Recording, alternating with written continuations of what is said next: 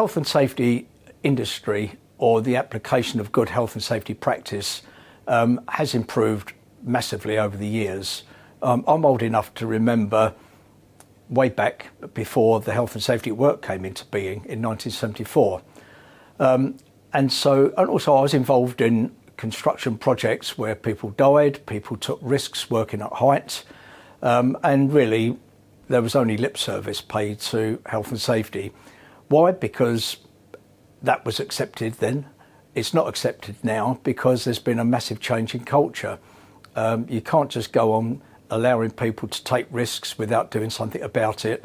And also the regulatory regime has made it quite plain that you will suffer by way of prosecution or imprisonment or fines if you fail to do what you're obliged to do, which is look after yourself and look after others. It's largely cultural, this, and attitudinal.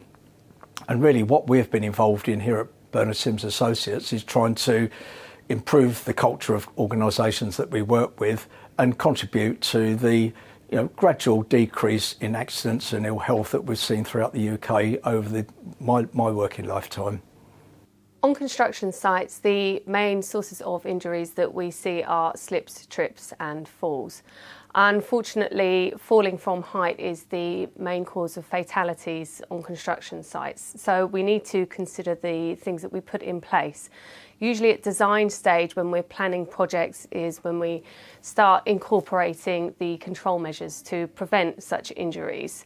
And then as it moves on into the construction phase, all contractors have to go through a risk assessment process to avoid falls from height happening or other injuries of the sort.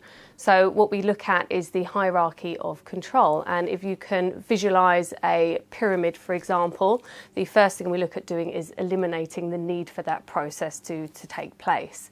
If you think about falling from height, you would look at not needing to go up to that height, being able to do it remotely, for example, without accessing high levels.